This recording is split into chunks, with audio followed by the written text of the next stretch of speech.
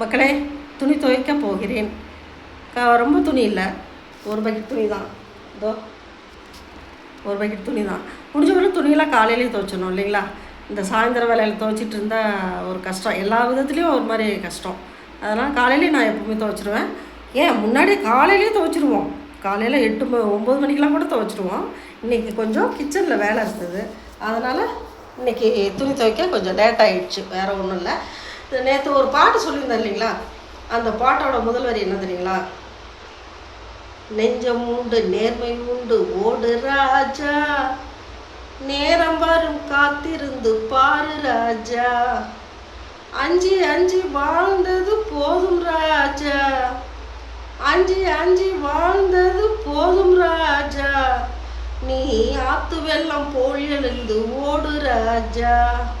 ஹே, நெஞ்சம் உண்டு நேர்மை உண்டு ஓடு ராஜா, நேரம் வரும் காத்திருந்து பாரு ராஜா. இதுதான். என்னது பாட்டு பாடிட்டு நம்ம ஜாலியாக இருக்குன்னு நினைக்கிறீங்களா? ஜாலியாக இல்லை மக்களே. வாழ்க்கையெல்லாம் சும்மா போட்டு வணக்குது நம்மளை, வாழ்க்கை நம்மளை வணக்குது. அதையும் தாண்டி கான்ஃபிடென்ட்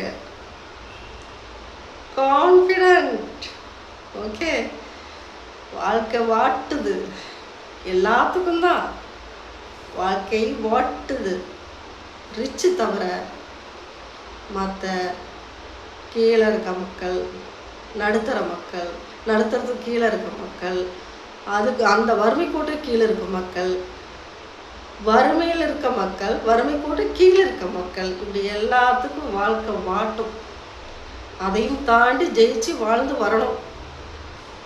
இந்த உலகம் போகிற ஸ்பீடுக்கு இன்னும் நம்ம குழந்தைகள், நம்ம வருங்கால பிள்ளைங்கள்லாம் எப்படி வாழும், என்ன செய்யும், எல்லாம் கடவுள் தான் நமக்கு. கான்ஃபிடென்ட். ஓகே, லைக் பண்ணுங்கள், ஷேர் பண்ணுங்கள். நான் எது சொன்னாலும் அதில் ஒவ்வொரு அர்த்தம் இருக்கும், ஓகேங்களா? இப்போ இது சொன்னதில் என்ன அர்த்தம்? தன்னம்பிக்கை. தன்னம்பிக்கைன்றது உன்னோட ஒரு உற்சாகம், வேகம், சோர்வு இருக்கக்கூடாது. Okay, thank you. லைக் பண்ணுங்கள்.